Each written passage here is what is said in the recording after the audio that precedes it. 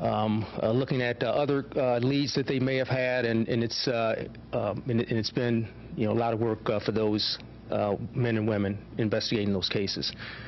So with that, I'll take any questions that you may have. Tell me, as far as the victims go, I believe, was the 18-year-old from Troy, or was the 18-year-old an Albany resident? Third in Ontario? Thursday. Thursday, from what I understand, that was an Albany resident. Okay. Yeah. One question, the past few years we've been talking about this, the interagency connections on some of this. Is that happening with these cases? It's not just Albany that's seeing an uptick. It's happening in our other cities as well. So is there an ongoing conversation? What is the conversation right now with other agencies? So we see exactly what you said. What we're seeing is that the increase in violence is consistent throughout the major cities in the capital region. And so we're not an outlier at all in that sense. And knowing that, we have some very strong connections with our partners in these other cities. So we have meetings several meetings a week with our partners in some of these other agencies. Most of those agencies are part of our crime analysis center that we have downstairs that we've expanded, have a $500,000 expansion for that. That's allowing us to develop some of the leads that we have in past cases and the cases that we're dealing with this past weekend. So there's a lot of communication, a lot of partnerships, a lot of collaborations with those agencies, but also we have some very strong support from our state and federal agencies also.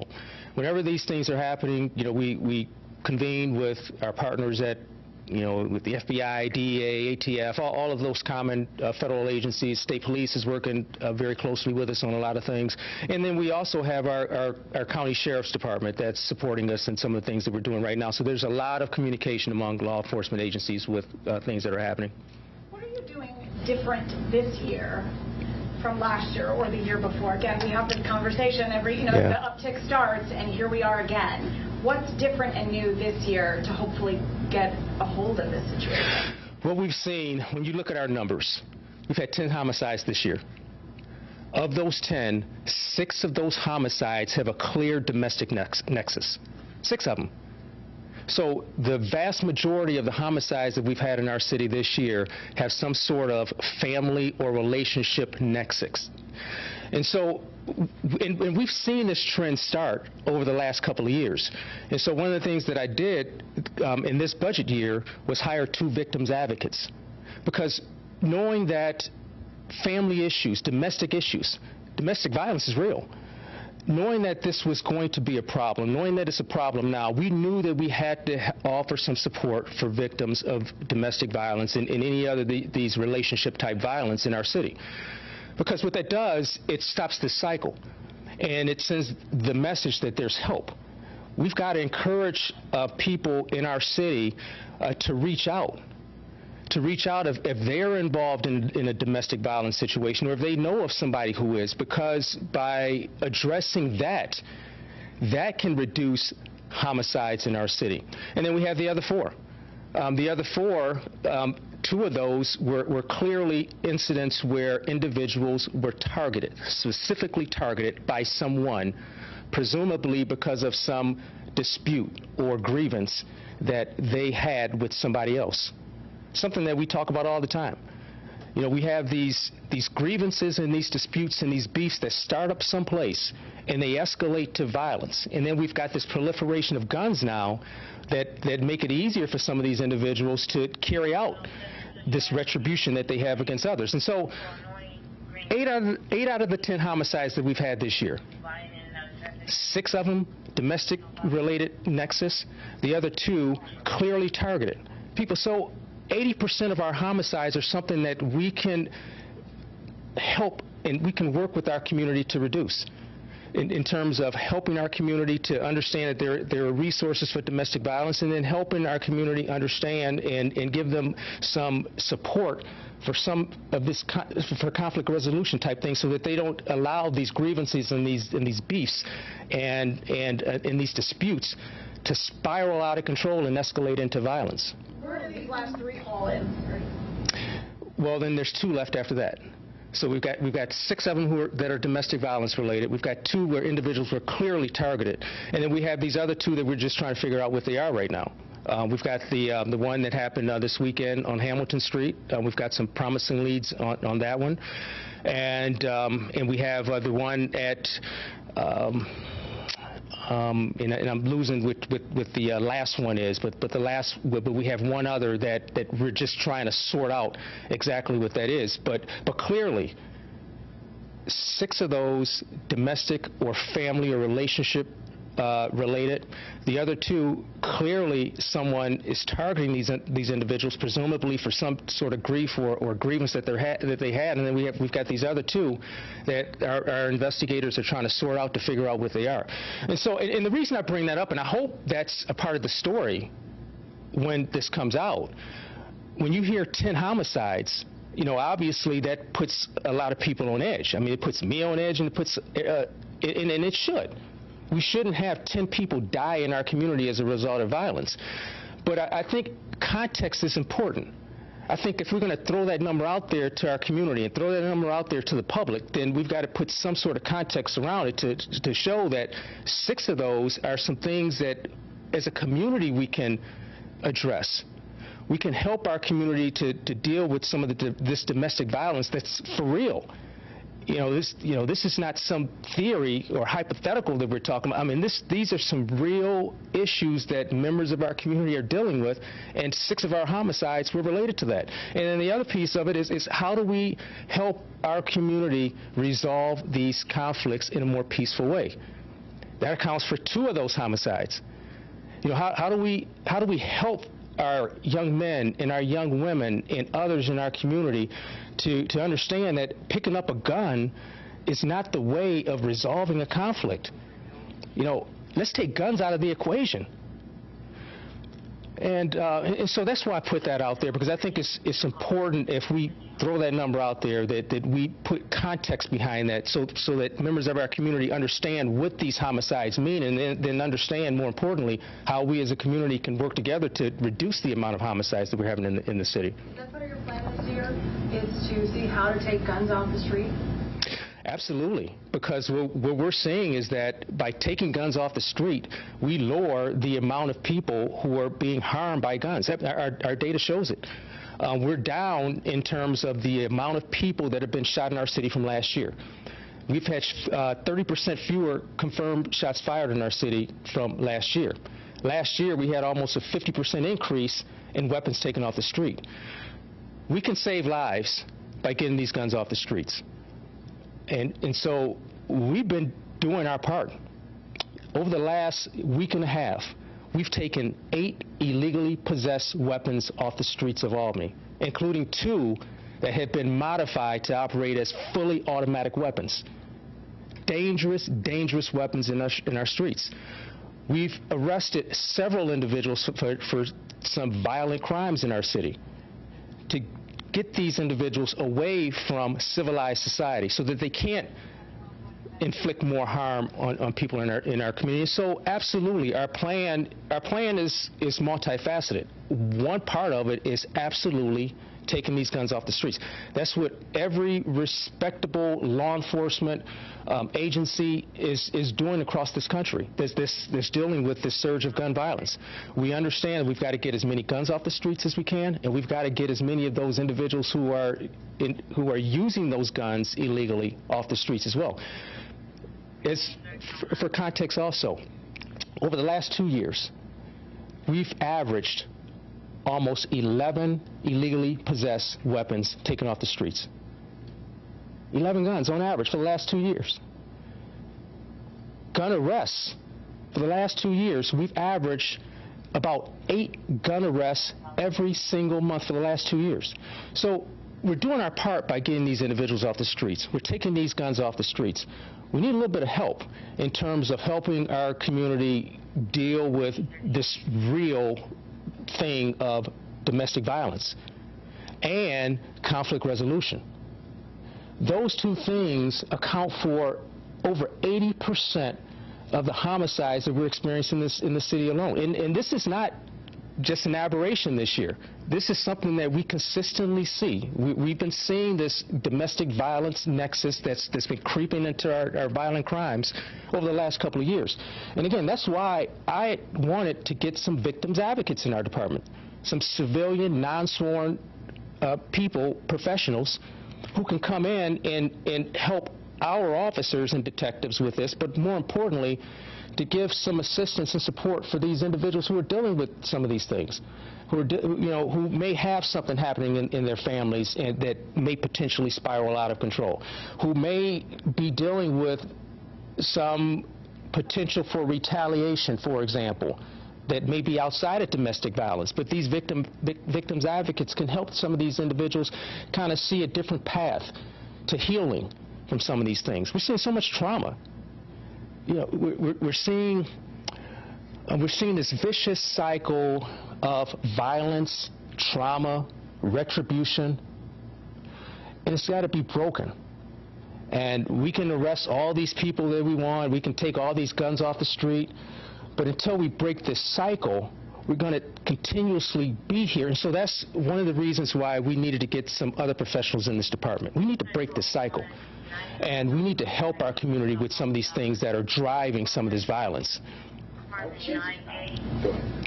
Chief, I just wanted to know and maybe get a little bit more. That's Albany's Police Chief Eric Hawkins speaking there on the recent violence, the recent gun violence in the city of Albany. Over the weekend, we saw 2 young men killed. And since the summer has started, in just 5 days, we've seen 3 young men dead from gun violence. 1 teenager is in the hospital. The chief spoke on the amount of homicides we've seen in the year. Chief Hawkins says there's been 10 homicides so far this year, with 6 of those homicides being domestic related, 2 of those homicides being targeted, and the other 2 the department is still trying to figure out. Our Tessa Bentulin is there at that press conference there. You heard her ask the chief, does he have a plan to take guns off of the streets? The chief says yes, saying that the city averages 8 gun arrests a month.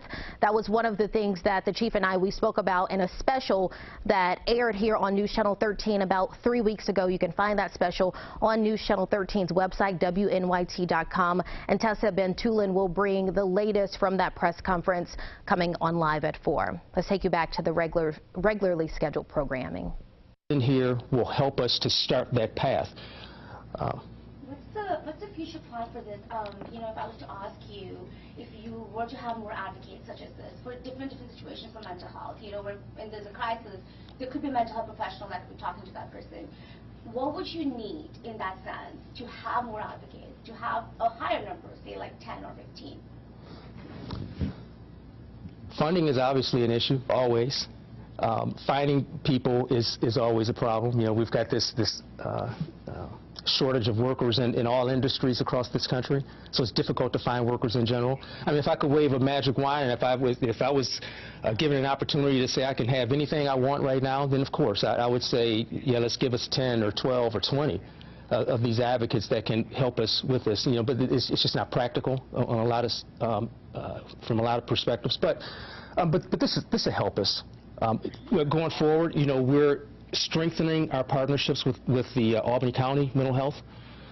We have a pilot program that's being operated in one part of our city right now. We're doing some things with some other organizations that want to help us with some of these individuals who have mental health issues, who are under extreme mental health crises, because we don't want police officers to be our first point of contact to deal with individuals who have mental health crises. We can do a lot of things. We're trained to do a lot of things. We're not mental health professionals. Now, we can go and we can maintain safety and all those things, but we understand that we're not the professionals. So as we move forward, when you ask about a plan, one of the things we want to do is to make sure that we strengthen our relationships with some of these professional organizations that deal with this, so that we're not doing this alone. I get it. When there's a problem in the community, whether it's mental health or substance abuse or those sorts of things, people call the police first. A lot of times they don't know who to call. So call a cop.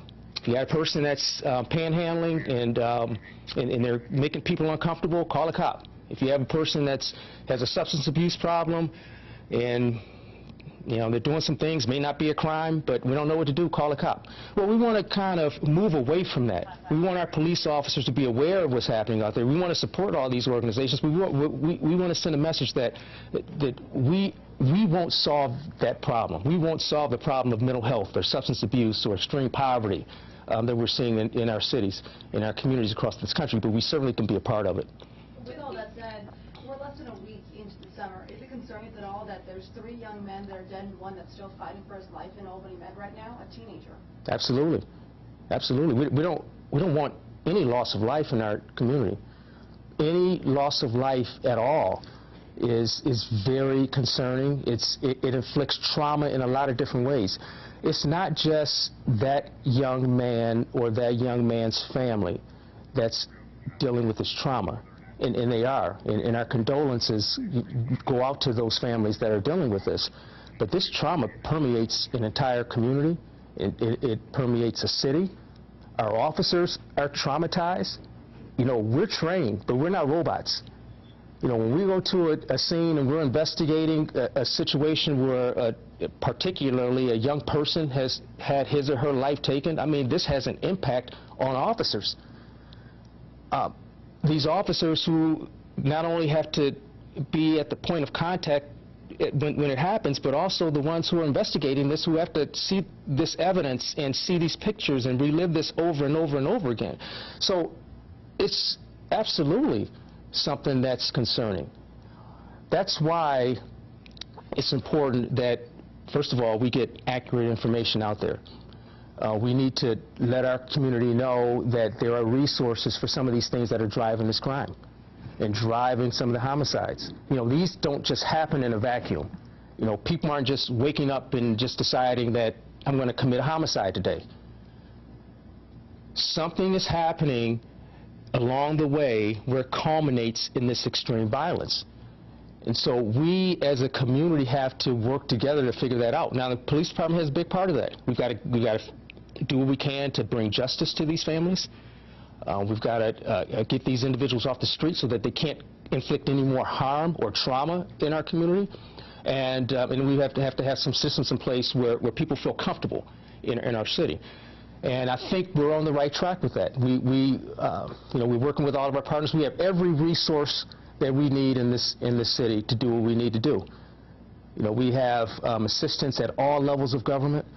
We've got a crime analysis center that the state invested over $500,000 in, so that we have this data-driven approach now to figuring out what's happening out there. So a lot is being done. A lot more needs to be done. But this lot more needs to include everybody and not just the police department. And that's why my appeal when I talk about domestic violence and I talk about conflict resolution, this is not a deflection. This is what's real. This is what's driving these numbers. And,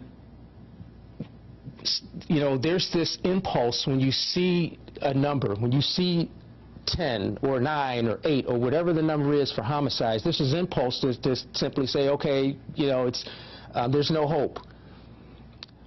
Things are out of control. That's the impulse. But the reality is that there are some very specific drivers of what we're seeing. And we've identified what those are. And I'm putting that out there to our community, what those drivers are. 60% of the homicides that we've seen this year have a domestic or relationship nexus. That is a clear fact. Another 2 of those are dealing with some sort of conflict that we talk about every single year, where individuals have some sort of beef or dispute with somebody else, and it escalates and out of control. And guns are now a part of it. And now we have 8 out of our 10 homicides that revolve around that domestic violence and conflict resolution. Who knows? Maybe the other 2 may. I don't know. We just don't have enough information on those yet. And so that's why I'm not commenting so much on the other 2 homicides that we've had. Is it feasible if, these 2, some of the shootings are homicides are because of conflict resolutions, if these are conflicts that are so intense between the 2 parties that they cause one or another to pick up a gun and shoot somebody, why would they want the intervention of the police, beforehand? Like, why would you go to some sort of conflict resolution type person under the aegis of the police force or of the city? If this is something about money or drugs or something, why would that be is that even feasible to try and intervene? How would that work? Not with them, because we have some people in our society that are so far out of it that they're beyond salvation in terms of bringing them back to reality. That's just where we are. There are some people in our society that are so bad that they need to be taken out of society, put into a place where they cannot harm others. That's the reality of our world. So the ones you're talking about that are in that space, there's no way we're going to convince them to be good girls or good guys. No way we can. But my message is we can help our community to help some of those who haven't reached that point yet. Not everybody has reached that point in our community. Those individuals who are so at the extremes that they can't be helped, they are a small minority, a very small minority in our community. We need to let the police deal with those folks that are at the extremes. Let us take them off the street and put them in a place. The other folks, there are some people who can be saved. They have not reached a point where they can see it, where they can be steered to a different pathway, a more productive pathway.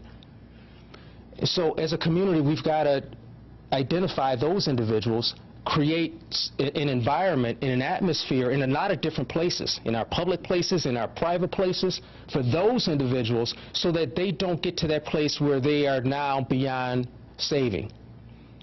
That is a huge part of what we're doing in law enforcement, to see how we need to save and help our community get as many of these individuals who are teetering on the edge, to kind of focus them in a way that's more positive. So that way we reduce the amount of people in our community who are in the red zone and are in a place where we can't get to them at all. I just want to, the last three that we're talking about, Thursday and then Sunday, those do not appear to be domestic related. No. We don't know. With two of those from this past weekend, they don't appear. One of the three, we're not sure. We just don't have enough information yet on those. Now, you touched on some earlier, but are there any programs, particularly right now, that the department is involved in terms of crime prevention, like trying to get these individuals, as you say, from going into that extreme zone? Anything that's occurring right now? Yes, because, as an example, what's distressing to me on a personal level is when I got here almost 5 years ago, I would go to classrooms and I talk to these kids who were 6 and 7 years old, and they see the police chief come in the room, and these kids are all wide-eyed, and you can see all the promise that they have in their lives. There's not a bad bone in these kids' bodies, and it gives me hope just looking at these kids. And so 5 years ago, there was a room full of kids who were 6 or 7 years old. And now, 5 years later, I've got 12 and 13-year-olds who are shooting other people. Some of those 12 or 13-year-olds that were involved in some shootings a couple weeks ago may have been in that same classroom I was in 5 years ago. And so, to me, on a personal level, it's distressing to see that this progression of how a kid goes from just this innocent child in this world to someone who actively wants to kill somebody. What happened between the time that I was in that classroom with that 7 or 8-year-old to now, where that person is now shooting and killing somebody and wants to kill somebody? So you ask what we do. We've got a program. We've got a lot of interaction, but one that really applies to what you're talking about is a program called To Reach and Connect, TRAC, and that's a program where we assign officers to these young men and women who are kids, 6 and 7 and 8 years old, who are at risk, who are teetering on the edge, who can go either way, who maybe themselves have had some negative things in school or in the neighborhoods, or maybe their families have had something. And we know that kids who are exposed to that sort of trauma, a lot of times act out on that trauma in many different ways. And so we've got this program where these officers are working with these young men and with these kids to help them find a better pathway, to help them to see that there's different ways of doing things other than what they've been exposed to. These officers take these kids on field trips. They're at their schools. They're helping them serve as intermediaries and facilitators between their teachers and other people in the community. They're enrolling them into summer and after-school programs. They're following them throughout their time until they get of age, high school and beyond.